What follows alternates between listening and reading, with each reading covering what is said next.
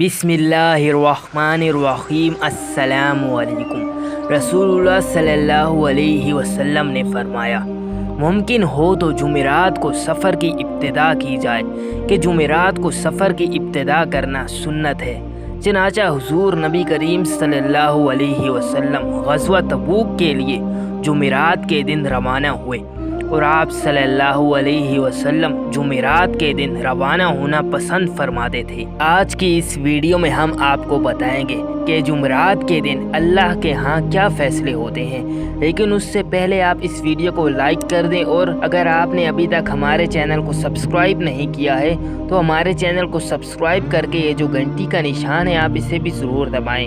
ہمارے چینل میں آپ کو history, knowledge, informative Islamic videos ملتی رہیں گی۔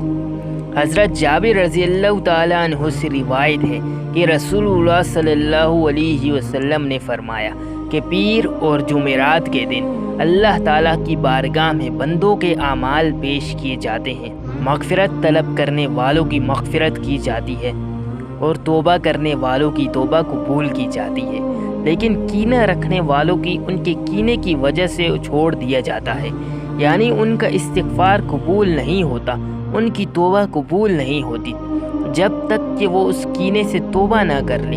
اللہ تعالی ہم سب کی توبہ کو قبول فرمائے، آمین ثم آمین۔